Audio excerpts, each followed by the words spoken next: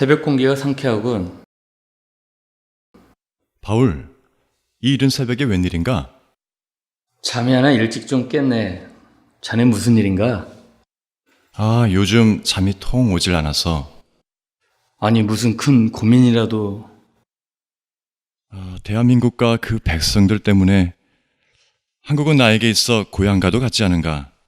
내가 선교에 대한 소명을 받고 조선에 와서 나름대로 열심히 사명을 다해 조선 땅에 복음화 되는데 일조를 했는데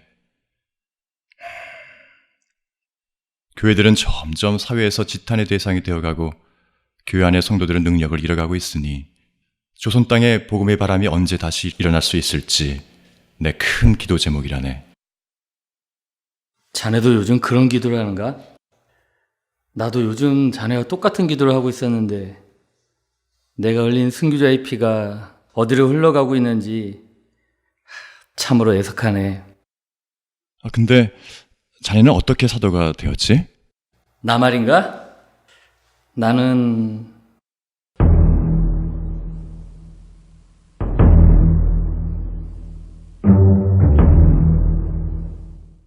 예수님께서 십자가에 돌아가시고 몇 년 후 1세기 중엽이 시작될 무렵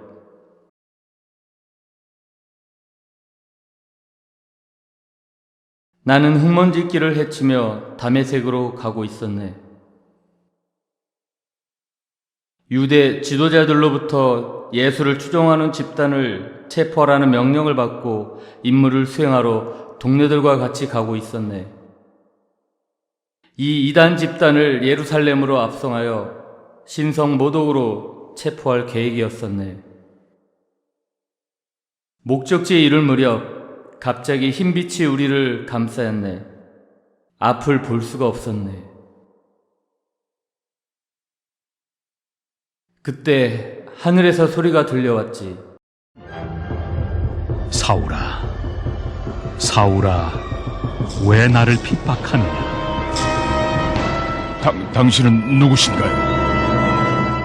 나는 내가 박해하는 예수니라. 일어나 도성으로 들어가라. 도착하면 할 일을 일러주마.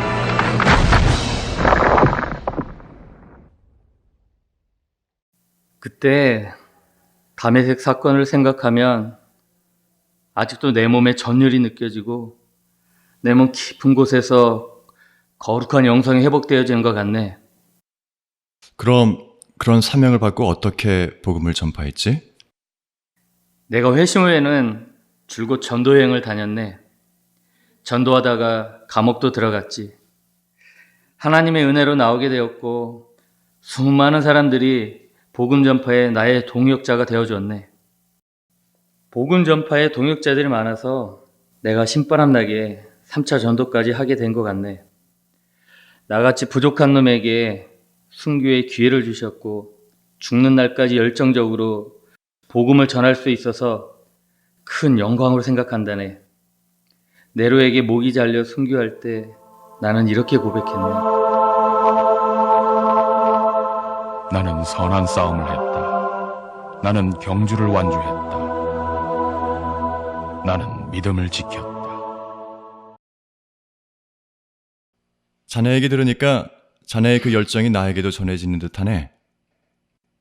아니 자네들 나만 빼놓고 무슨 얘기를 그리 하는가? 어서 오게 김구. 이리 앉게나. 지금 새벽바람도 신선하고 해서 천국에 올라가기 전 저기 저 땅에 있었던 옛날 얘기 좀 나누고 있었네. 나도 함께 하자고. 요즘 나도 옛날 생각하면서 나의 후손들이 내가 생명 걸고 지켰던 우리 조선을 잘 지켰으면 하는 생각을 많이 하고 있다네. 세월호 사건도 그렇고 우리 대한민국이 흉흉해서 견딜 수가 없네. 김구, 자네가 활동했던 당시 조선은 어땠나? 나에게 열정이 조금 더 있었다면 조선이라는 땅에도 복음을 전파하러 갔었을 텐데. 아 그런가? 갑자기 어머니가 생각나네. 내가 이렇게 독립운동가가 된 건 어머니의 영향을 받았기 때문이네. 나는 어머니와 함께 거의 매일 새벽 예배를 드리면서 조선의 앞날을 하나님께 부탁했었지. 어머니는 내가 동학농민군에서 지도자로 활동할 때에도, 명성황후의 원수를 갚으려고 일본 육군 중위 수치사를 살해하고 체포되어 감옥에 갔을 때도, 임시정부 수립을 위해 상하이로 떠났을 때도 내가 독립운동가로서의 길을 걸을 수 있게 힘을 주셨다네. 우리 어머니는 이런 말을 하면서 내가 걷는 길이 조선을 위한 길임을 확신시켜 주셨지.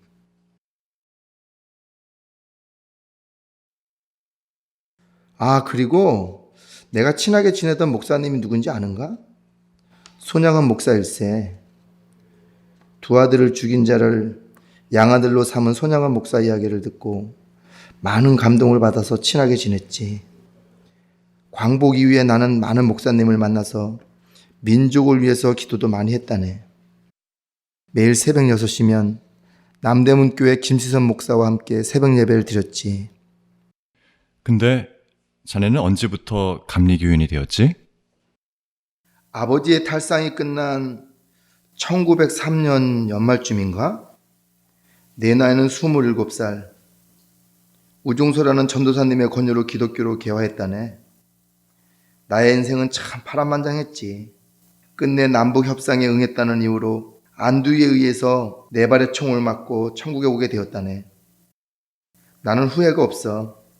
좀 더 이 나라를 위해서 일하지 못한 게 아쉬울 뿐.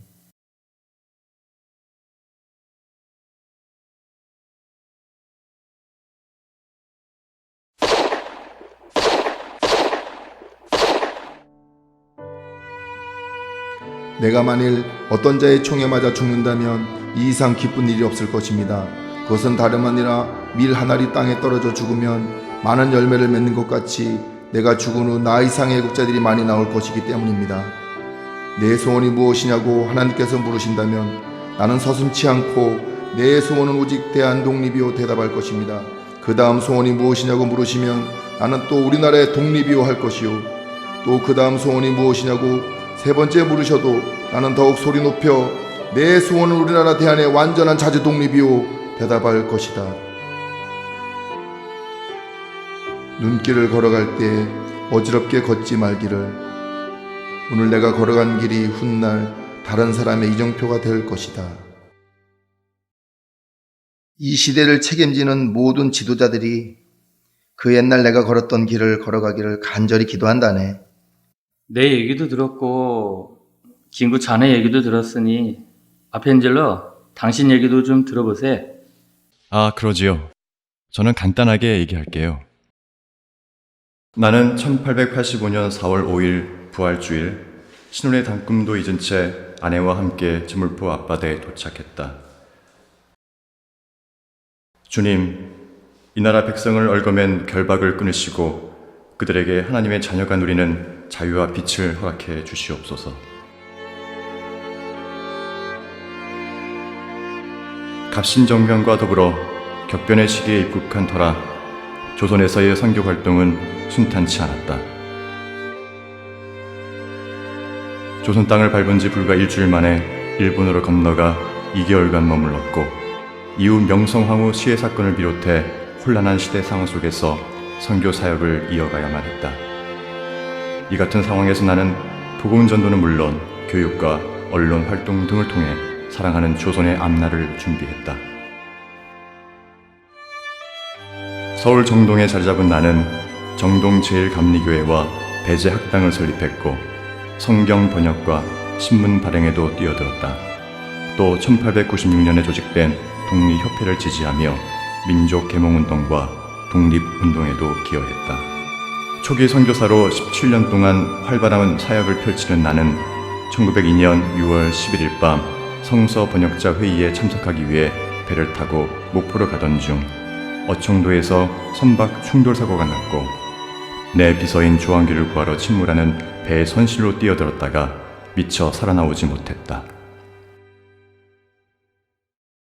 동방의 작은 나라, 아직 어둠에 잠겨있던 사람의 마음을 예수의 빛으로 밝히기 위하여 나는 하늘의 미랄이 되려고 애썼네. 그 씨앗이 싹이 나고 자라서 오늘날 전 세계의 선교사를 파송하며 복음의 빚을 갚는 조선이 되었으니 나의 죽음이 헛되지 않았네. 오랜만에 이런 얘기를 하니까 기도 제목도 생기고 좋군 그래. 그런데 우리 뒤를 이어 누가 이 길을 걸어갈 수 있을까요? 초대교회처럼 성령으로 충만하여 하나님과 교회와 영혼을 사랑하는 교회가 있을까요? 내가 소문을 들은 것 같은데 아마도 의왕시에 있는 포도원 교회라고 들었던 것 같네. 그 교회는 담임 목사님을 중심으로 하나님과 민족과 교회와 가정과 나는 하나다라고 외치면서 성령 충만하고 뜨거운 교회라고 들었네. 아, 그렇습니까? 그럼요. 이제 밤이 편히 잘 것 같네요. 자, 우리 그 포도원 교회가 장차 이 나라와 민족, 세계 영적 흐름을 주도할 교회가 되게 해달라고 예수님께 요청하러 갑시다. 그럽시다. 주님 우리에게 주신 평생의 사명 모든 무릎을 예수의 이름 앞에 꿇게 하며 주를 알지 못하는 자들을 마음으로 품어 구원에 이르게 하는 것. 아버지여 사랑하는 아버지, 어머니, 이곳 조선 땅은 참으로 아름다운 곳입니다. 모두 하나님을 닮은 사람들 같습니다. 복음에 대한 열정으로 보아 아마 몇십 년이 지나지 않아 이곳은 예수님의 사랑이 넘치는 곳이 될 것 같습니다. 저는 복음을 듣기 위해 20km 이상을 맨발로 걸어오는 아이를 보며 위로를 받습니다. 그러나 한편에서는 점점 탄압이 심해지고 있습니다. 그저께는 예수를 영접한 지 일주일이 안 된 서너 명이 끌려가 순교했고 토마스 선교사와 제임스 선교사도 순교했습니다. 선교 본부에서 철수하라는 지시가 있었지만 대부분의 선교사들은 숨어서 예배를 드리고 있습니다. 그들은 모두 순교를 작정했나 봅니다. 아버지, 어머니, 어쩌면 이 편지가 마지막일 수도 있습니다. 제가 이곳에 오기 전 뒤뜰에 심었던 하늘의 씨앗이 내년이면 꽃으로 활짝 피겠죠? 그리고 또 다른 씨앗을 만들어내겠죠? 저는 이곳에서 작은 씨앗이 되기로 결심했습니다. 제가 씨앗이 되어 이 땅에 묻히고 하나님의 시간이 되면 아마 조선 땅에 많은 꽃들이 피고 이곳 사람들도 여러 나라에서 씨앗이 될 것입니다. 저는 이 땅에 저의 심장을 묻겠습니다.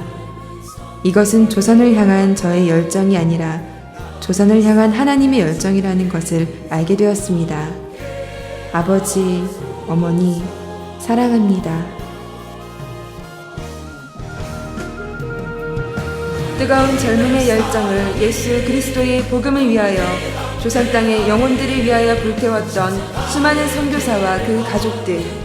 오늘 그들이 남긴 것은 저 무덤과 묘비들이 아닙니다. 그들이 조선 땅에 가져온 생명의 복음. 그들의 땀으로 생명이 심기었고 그들의 피로 생명이 자랐습니다. 그들의 기도로 생명이 꽃을 피웠고 그들의 믿음으로 수많은 생명의 열매가 맺혔습니다. 우리는 그 생명의 빚을 지은 자들입니다. 순교자들이 흘렸던 피가 헛되지 않도록 우리 교회가 일어나야 할 때입니다. 우리 포도원 교회가 감리교회의 역사와 전통을 이어받아 복음의 본질, 선교적 사명을 이루어가야 할 것입니다. 주여, 우리에게 주신 선교의 사명을 쉬지 않는 기도와 헌신으로 감당케 하옵소서. 주여, 내가 여기 있습니다. 우리가 여기 있습니다. 포도원이 여기 있습니다. 포도원에서 땅끝까지 주여 함께 하시옵소서.